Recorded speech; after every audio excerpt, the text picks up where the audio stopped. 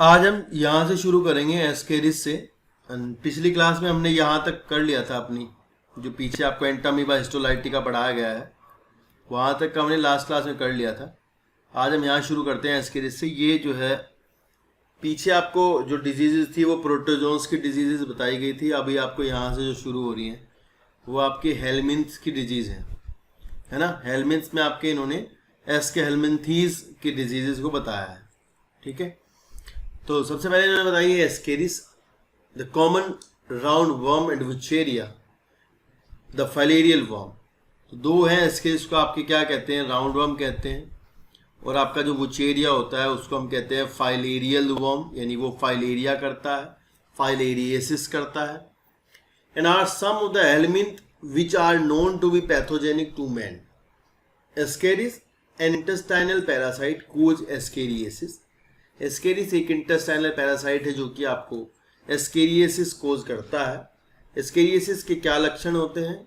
Internal bleeding होती है, intestinal bleeding होती है, इन muscular pain, fever, anaemia and blockage of the intestinal passage. तो ये आपकी इंटेस्टाइन में रहने वाला पैरासाइट है जो कि आपके इंटेस्टाइन में रहता है, वहीं से न्यूट्रिशन लेता रहता है और उस पैसेज को, उस पाथ को ब्लॉक भी कर देता है, ठीक है ना, उस पाथवे को ब्लॉक कर देता है। The egg of the parasite are excreted along with their feces of the infected person which contaminate soil, water and plant। तो भाई होता ये है कि जो इनके एग्स होते हैं वो बाहर, बॉडी से बाहर इनकी फीकस के थ्रू आते हैं, और अगर ऐसा इस तरह का जो कंटामिनेटेड जो वो है फीकस है, तो कंटामिनेटेड फीकस आपका क्या करता है, जब वो किसी हेल्दी पर्सन के फूड के साथ या उसकी वेजिटेबल्स के साथ अगर आ जाता है तो ये नए पर्सन को, जिसने उसे ले लिया है बाहर से, उसको भी इन्फेक्ट कर देता है, ठीक है ना। तो यहाँ जैसे लिखा है कि the egg of the parasite are excreted along with the feces of infected person which contaminate soil, water, plant etc. A healthy person acquire, healthy person infection कहाँ से लेता है? कंटामिनेटेड वाटर, वेजिटेबल और फ्रूट एक्सेट्रा से लेता है। Next disease बताइए, वो बताइए वुचेरिया की, वुचेरिया बैंक्रॉफ्टी, ठीक है। वुचेरिया बैंक्रॉफ्टी और वुचेरिया मलाई दो हैं जो कि आपके बीमारी जो कोज करते हैं, वो बीमारी आपकी होती है फाइलेरिएसिस। डिजीज का नाम है फाइलेरिएसिस या फिर एलिफेंटेसिस। डिजीज का नाम है एलिफेंटेसिस। इसमें होता ये है कि जो वर्म है, जो ये आपका हेलमिंथ है, वुचेरिया जो है, ये आपकी जो लिम्फ वेसल है, लिम्फेटिक नोड, लिम्फेटिक वेसल्स, उनमें जा करके इकट्ठा वहाँ पर अपना रिप्रोडक्शन करता है, वहाँ एक पैरासाइट की तरह रहता है, और होता ये है कि लिम्फ का जो ट्रांसपोर्ट है उसमें दिक्कत पैदा कर देता है, जिसकी वजह से लिम्फ जो है वो आपका एक ही जगह इकट्ठा होना शुरू हो जाएगा। लाइक इस तरह की स्ट्रक्चर हो जाती है जैसे आप देख रहे हैं। ऐसा इसलिए हुआ है कि लिम्फ जो कि प्लाज्मा की तरह का कंसंट्रेशन का ही फ्लूइड होता है, जो आपके ब्लड से बाहर एक अलग से दूसरे सर्कुलेटरी सिस्टम में चलता होता है, लिम्फ वेसल्स में जाकर के ये वुचेरिया जो है आपका वहाँ पर अटैक करता है, वहाँ पर पैरासाइट की तरह रहता है, ठीक है ना। तो देखो लिखा है the filarial worm cause a slowly developing chronic inflammation on the organ each which the live of many years, usually the lymphatic vessel. सवाल आपसे पूछा जाएगा कहाँ पर जाकर ये ऐसा करते हैं, तो आपका आंसर होगा लिम्फेटिक वेसल्स में। ये मोस्ट इंपॉर्टेंट क्वेश्चन है, इसको आप ध्यान रखेंगे। नेक्स्ट आएगी ऑफ द लोअर लिम्स। इन्होंने तो लोअर लिम्ब बताया, लोअर लिम्ब भी, अपर लिम्ब भी, जहाँ भी लिम्फेटिक वेसल वहाँ भी हो सकता है। And the disease is called एलिफेंटिएसिस और फाइलेरिएसिस। बीमारी को हम क्या कहते हैं? एलिफेंटिएसिस या फिर फाइलेरिएसिस कहते हैं। The genital organ are also affected resulting in gross deformities. The pathogens, आपसे सवाल आता है, ऐसे क्वेश्चन आता है स्टेटमेंट वाइज। स्टेटमेंट में लिखा था कि फाइलेरिएसिस में जेनाइटल ऑर्गन्स भी डिफेक्टेड होते हैं, नहीं होते हैं, या फिर उन पर कोई फर्क नहीं पड़ता है, पड़ता है, ठीक है ना। नेक्स्ट लिखा है कि are also affected and resulting in gross deformities. The pathogen are transmitted to a healthy person through the bite by the female mosquito वेस्कर। तो इन्होंने लिखा है कि ये पैथोजन आपका एक फीमेल मॉस्किटो फैलाता है, उस फीमेल मॉस्किटो वेक्टर, इन्होंने वेक्टर दिया है, यहाँ से क्वेश्चन बन जाएगा। वेक्टर का नाम जो होगा वो होगा क्यूलेक्स। तो भाई क्यूलेक्स नाम का मॉस्किटो आपका फीमेल मॉस्किटो, वो आपका इसका वेक्टर है, वुचेरिया का वेक्टर है और वो इसको ट्रांसमिट करता है one person to the another person. जैसे आपने पढ़ा होगा कि मलेरिया के लिए फीमेल एनाफ्लीज है, जैसे मलेरिया के लिए फीमेल एनाफ्लीज है, इसी तरह से आपका यहाँ इसके लिए क्या है, वो है क्या बोलते हैं उसको, क्यूलेक्स मच्छर है। ठीक है, तो ये नाम नहीं बोलना, इंपॉर्टेंट नाम है, ध्यान रखना। नेक्स्ट लिखा है मैनी फंगाई, कुछ fungi belonging to the genera Microsporum. ये तीनों नाम याद रखने हैं, बिल्कुल इंपॉर्टेंट है, तीनों नाम बिल्कुल नहीं भूलने हैं भाई, है ना, इनसे क्वेश्चन बन जाएगा कि एक तो माइक्रो, ये लिखा है ना माइक्रोस्पोरम, ठीक है, माइक्रोस्पोरम दिस वन, और ट्राइकोफाइटोन, इपिडर्मोफाइटोन, ये तीन नाम आपसे, तीनों नाम बहुत ज़्यादा पूछे जाते हैं, जरूरी है सवाल, तीनों नाम का सवाल बहुत ज़्यादा बार पूछा भी गया है, कई बार पेपर में आया है। ठीक है, तो ये ध्यान रखना, माइक्रोस्पोरम, इपिडर्मोफाइटोन और ट्राइकोफाइटोन, ये तीनों, ये क्या करते हैं, they are responsible for ringworms. ये किसके लिए रिस्पॉन्सिबल होते हैं, रिंग वर्म्स के लिए रिस्पॉन्सिबल होते हैं। जैसे आप देखते हो कि आपकी बॉडी में रिंग वर्म्स हो जाते हैं, लाइक आप देख सकते हैं यहाँ पर the diagram showing the ring worm affected area, like इस तरह से आपने देखा होगा, फंगस जब हो जाती है तो उनमें कौन से होते हैं, माइक्रोस्पोरम, ट्राइकोफाइटोन, इपिडर्मोफाइटोन, और एक होता है आपका टीनिया, टीनिया भी होता है। ठीक है, नेक्स्ट है in trichophyton and ringworm which is one of the most common infectious disease in man, appearance of dry scaly lesions on various part of the body such as skin, nails and scalp। आपको ये ज़्यादातर कहाँ मिलेंगे, skin पर मिलेंगे, nails पर मिलेंगे और स्कैल्प पर मिलेंगे, and are the main symptom of the disease. तो ये तीनों जो हैं मतलब ये सिम्टम है इनके। ठीक है, and these lesions are accompanied by the intense itching, इनमें ईचिंग होती है, हीट होती है, ये ध्यान रखना, हीट होना और मॉइस्चर होना ये फंगाई को ग्रो करने के लिए हेल्प करते हैं। ठीक है, इसलिए आपको ये नमी जो है उससे दूर, मतलब गीला नहीं, इसको ठीक अगर करना होता है ना, अगर किसी को ये हो तो जहाँ भी अगर मान लो कोई दवाई भी लगाई जा रही है तो उसको गीला ना होने दें, नमी ना हो वहाँ बिल्कुल भी ना। इसलिए जो ग्रोइन एरियाज होते हैं बिटवीन द टोज और ग्रोइन एरियाज में, आर्म पिट्स जो होते हैं उनमें, स्किन फोल्ड जहाँ होते हैं, वहाँ जहाँ नमी रहती है, जहाँ आपका पसीना होता है, वहाँ पर ये ज़्यादा हो जाता है। ठीक है ना, मतलब वहाँ उस एरियाज में ये ज़्यादा हो जाता है। Ringworm are generally acquired from soil और बाय यूजिंग टॉवेल्स। किसी का तौलिया यूज़ ना करें, कपड़े यूज़ ना करें, किसी के भी कॉम्ब यूज़ ना करें, कॉम्ब तो बिल्कुल भी ना करें, मतलब कॉम्ब तो ऐसा है कि बालों में आपके टीनिया पैडीज हो जाता है, एक फंगाई है और बालों में आ जाता है। ठीक है, नेक्स्ट लिखा है maintenance of personal in public hygiene is very important for prevention and control of many infectious diseases. Measure for personal hygiene include keeping the body clean, consumption of clean drinking water, food, vegetable, fruits, etc. And public hygiene include proper disposal of waste and excrete, periodic cleaning and disinfection of water reservoir। मतलब आप बार बार जो है जहाँ पानी के containers होते हैं उनको साफ करते रहें, जहाँ पानी भरा रहता है, पूल्स को आप साफ करें, सीज पूल्स को, टैंक्स को, observing standard practices of hygiene in public catering. Public catering जब करते हैं तो उसमें जो है स्टैंडर्ड, ठीक है, स्टैंडर्ड जो प्रैक्टिसेस हैं उनको यूज करें पब्लिक कैटरिंग के दौरान। And these measures are particularly essential where the infectious agent are transmitted through food and water such as typhoid. देखो लिखा है these measures are particularly essential where the infectious agent are transmitted through food and water such as typhoid. ये सवाल आपसे पूछा जाएगा यहाँ से, फूड बोर्न और वाटर बोर्न डिजीजेज कौन सी हैं, तो आपका आंसर होगा टाइफॉइड, अमीबियासिस और एस्केरियासिस। ठीक है ना। इन केसेस ऑफ एयरबोर्न डिजीज के एग्जांपल देखो ये आगे आएंगे, जैसे कि न्यूमोनिया और कॉमन कोल्ड। तो आपसे कम ये दोनों एग्जांपल तो आप कम से कम आपके अगर दो एग्जांपल आपसे पूछे जाएं यहाँ से कि भाई वाटर बोर्न का डिजीज का नाम बताइए, फूड बोर्न डिजीज का नाम बताइए, या फिर एयरबोर्न का नाम बताइए, तो आप कम से कम दो तो बताएं हैं। ठीक है ना, दो तो बताएं कि airborne disease such as pneumonia और कॉमन कोल्ड जो है आपकी एयरबोर्न है, हवा से फैलती हैं। ठीक है, कॉमन कोल्ड देखो वायरस का होता है, तो वायरस आपका एयर से ट्रांसमिट होता है। ठीक है, ठीक है। In addition to the above measures, close contact with the infected person और their belongings should be avoided. Infected person से दूर रहें, ठीक है, उनके जो बिलोंगिंग्स हैं उनसे दूर रहें, जानने वालों से। यही देखो कोरोना में भी यही बताया जा रहा है। And for disease such as malaria and filariasis,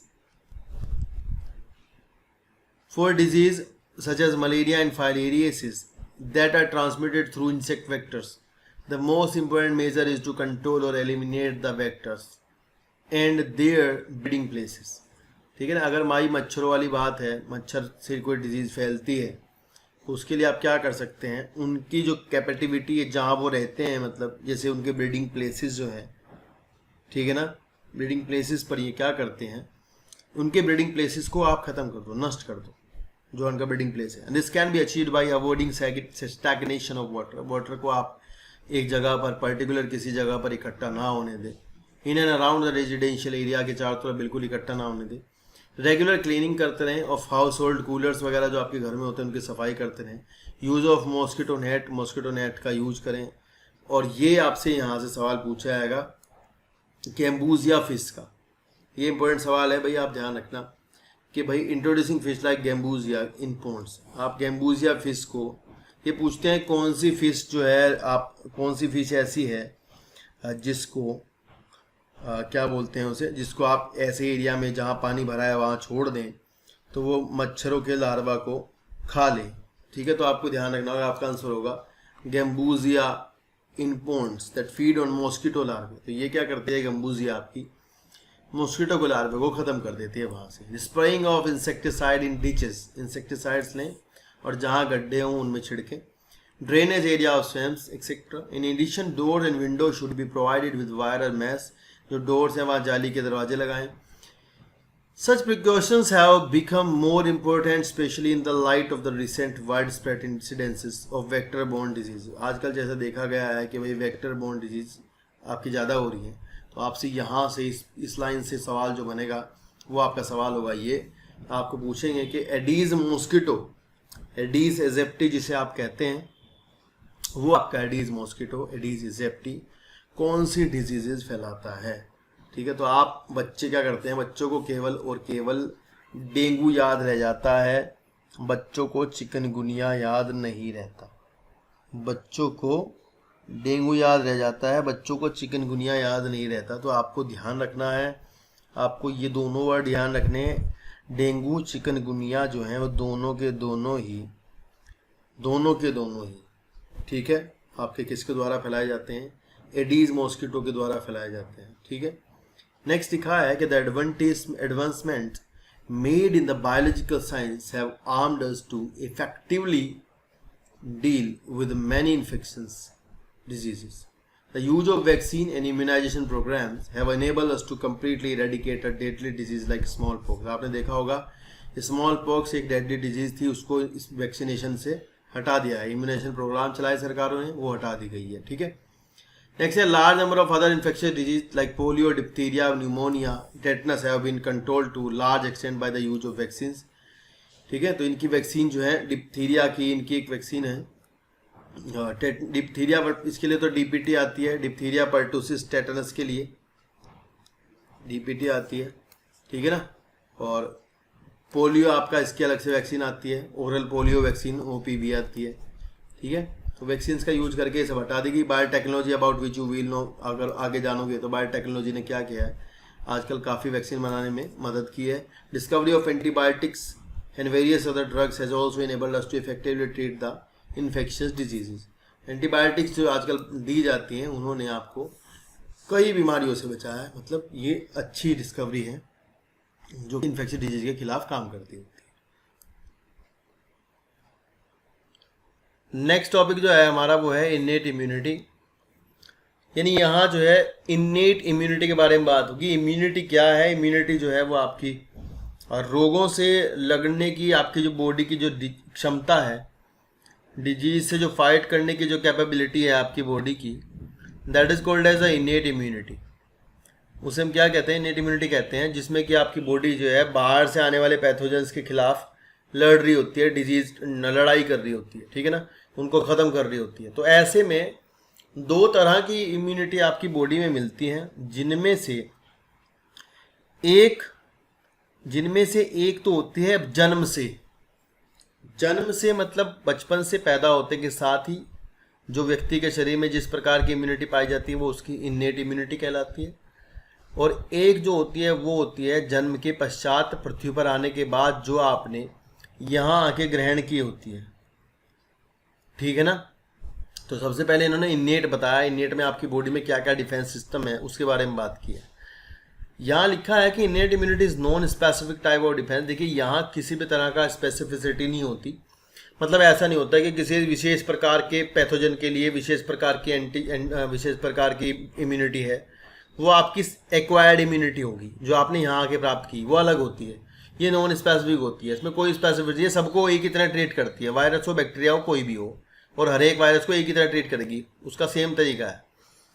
and that is present at the time of the birth, ये जन्म के समय से होती है। This is accomplish by providing different type of barriers to the entry of the foreign agents into their body. तो यहाँ क्या है कि कुछ तरह के बैरियर्स जो है आपकी बॉडी में प्रोवाइड किए जाते हैं, जिनमें से कुछ 4 तरह के बैरियर्स आपको यहाँ पढ़ाए गए हैं। सबसे पहले जो है वो है फिजिकल बैरियर्स।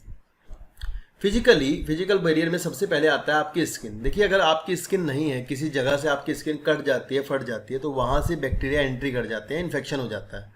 तो स्किन आपका एक प्रोटेक्टिव लेयर की तरह काम करता है, एक फिजिकल बैरियर की तरह काम करता है, जिससे कि माइक्रो ऑर्गेनिज्म एंटर नहीं कर पाते, ठीक है। तो पहला बैरियर जो प्राइमरी लेवल ऑफ डिफेंस है आपकी बॉडी का, वो स्किन है, is the main barrier which prevent entry of the micro organism. इसलिए आपको आंखों में स्किन नहीं होती, इसलिए कहते हैं कि आइज में हाथ ना लगाओ, उसके अंदर आपको स्किन नहीं मिलेगी, तो वहाँ बैरियर नहीं है, ठीक है। आपकी आइज जो है उसके अंदर हमेशा लाइसोजाइम्स बनते रहते हैं, जो कि आपकी बचाते रहते हैं आई को बैक्टीरिया से या पैथोजन से। लिखा है mucus coating of the epithelium lining in the respiratory, gastrointestinal and urogenital tract also help in trapping microbes in enter body. ये सारी चीज़ें जो म्यूकस की कवरिंग होती है आपकी रेस्पिरेटरी ट्रैक्ट में चारों तरफ, गैस्ट्रोइंटेस्टाइनल ट्रैक्ट में, यूरोजेनिटल ट्रैक्ट में, इनमें आपकी म्यूकस की कोटिंग रहती है। वो म्यूकस की कोटिंग भी एक फिजिकल बैरियर की तरह काम करती है, वो आने वाले माइक्रो ऑर्गेनिज्म को, आने वाले पैथोजेंस को ट्रैप कर लेती है, पकड़ लेती है। नेक्स्ट है फिजियोलॉजिकल बैरियर्स। तो फिजियोलॉजिकली बैरियर्स मतलब जो आप बॉडी आपकी फिजियोलॉजी से अपनी बनाती है, जैसे एसिड बनाती है, HCl, स्टमक में एसिड होता है, अगर कोई पैथोजन स्टमक में जाएगा तो वहाँ मारा जाएगा। सलाइवा आपके माउथ में होता है, सलाइवा के अंदर आपको पता है क्या होता है, लाइसोजाइम्स होते हैं। वो लाइसोजाइम्स क्या करते हैं, वो बैक्टीरिया को सेल वॉल बनाने नहीं देते, सेल वॉल खत्म कर देते हैं, बैक्टीरिया को तोड़ देते हैं, मार देते हैं। इस तरह जो आपके टीयर्स होते हैं, टीयर्स में भी आपको क्या मिलता है, लाइसोजाइम मिलता है। और ये लाइसोजाइम भी क्या करता है आपके, क्या बोलते हैं, ये लाइसोजाइम भी क्या करते हैं, जो आपका जो बैक्टीरिया होता है उसको आंखों में मार देंगे, खत्म कर देंगे, सेल वॉल तोड़ देंगे, ठीक है, माइक्रोबियल ग्रोथ को रोकते होते हैं। इस तरह थर्ड है आपके सेलुलर बैरियर्स। सेलुलर बैरियर जो सेल्स होती हैं, जो आपकी बॉडी में WBCs होती हैं, ठीक है। WBC का मेन काम होता है डिफेंस में काम आना। उसमें से भी जो नॉर्मल WBC होती है, मैक्रोफेज, न्यूट्रोफिल्स, ठीक है ना, वो आपकी यानी इओसिनोफिल्स, बेसोफिल्स, वो आपकी क्या करती हैं यहाँ डिफेंस में काम आती है। सेलुलर बैरियर्स है, ये भी नॉन स्पेसिफिक होती हैं, ये भी किलिंग करते हैं डायरेक्ट। लिखा certain type of leucocyte WBC of our body like polymorphonuclear leucocytes, neutrophil. तो आप भाई PMNL को याद रखना, इसकी फुल फॉर्म बोर्ड में पूछी जाती है, ठीक है ना। इसके जो ये जो न्यूट्रोफिल होती है लगभग 70% होती है WBC का टोटल का, और ये जो है ज़्यादा इंपॉर्टेंट होती है डिफेंस सिस्टम में। न्यूट्रोफिल और मोनोसाइट्स दो आपकी ज़्यादा डिफेंस में काम करती हैं, ये फैगोसाइटोसिस कर देती हैं उनकी ना, जो पैथोजेंस होते हैं। तो सेलुलर में आपका PMNL एंड मोनोसाइट्स दो आपकी जो है ये डिफेंस में काम आती है। और तीसरी है natural killer lymphocyte in the blood as well as macrophages. जब ये मोनोसाइट्स जो है, ये मोनोसाइट्स हैं, ये जब आपकी टिश्यू में एंट्री कर जाती हैं, टिश्यू में, ब्लड से टिश्यू में जाकर के कन्वर्ट हो जाती है मैक्रोफेज में, और ये वहाँ फैगोसाइटोसिस करके निगल लेती हैं पैथोजेंस को और अंदर अपने डिस्ट्रॉय कर देती हैं, लाइजोसोम की हेल्प से किल कर देती हैं उसको, ठीक है। तो ये they are the main defence cells of your body, monocyte और न्यूट्रोफिल और मैक्रोफेजेस और नेचुरल किलर्स। लास्ट वन है आपका साइटोकाइन बैरियर। साइटोकाइन बैरियर में आपका एक एग्जाम्पल है भाई, वो है आपका इंटरफेरॉन दिया है यहाँ पर। इंटरफेरॉन्स कैसे होते हैं, यदि कोई आपकी बॉडी की सेल को, मान लो किसी ये सेल है सपोज करो आपकी बॉडी की, इस सेल को आपकी किसी वायरस ने इन्फेक्शन कर दिया, तो वायरस इन्फेक्टेड ये वाली सेल कुछ कंपाउंड सिक्रेट करती है, ये कंपाउंड आपके जाएंगे दूसरी किसी ठीक ठाक सेल के पास, नॉर्मल सेल के पास। ये आपकी नॉर्मल सेल है, इसको जा करके बताएंगे कि भाई यहाँ हमारे यहाँ हमला हुआ है, तुम अपने आप को किसी भी तरह बचाओ। ठीक है ना। तो इंटरफेरोन जो है सेल के बीच में कम्युनिकेशन का सिस्टम है जो कि वायरस इन्फेक्टेड सेल से निकलते हैं। जिस सेल पर वायरस का अटैक हुआ है वो virus infected cell interferon release करती है और वो किसी नॉर्मल सेल के पास जाते हैं, उसको बता देते हैं कि भाई ऐसा हुआ है। तो यहाँ से आपको ध्यान रखना है, interferons are the antiviral proteins. Virus infected cell secrete proteins, ये नाम याद रखना, called interferon which protect non infected cell from further viral infection. ठीक है ना। जो आपकी नॉन इन्फेक्टेड सेल है उनको फर्दर वायरल इन्फेक्शन से बचाते हैं। ठीक है ना। तो ये आपको ध्यान रखना है। आज इतना ही करते हैं। ठीक है ना। नेक्स्ट क्लास में हम आपको एक्वायर्ड इम्यूनिटी से पढ़ाएंगे। ओके। आज की वीडियो में दोस्तों इतना ही। आगे की वीडियो देखने के लिए चैनल को सब्सक्राइब कर दीजिएगा और ये घंटी वाला बटन दबा दीजिएगा ताकि आपको नोटिफिकेशन मिलते रहें। Thank you so much.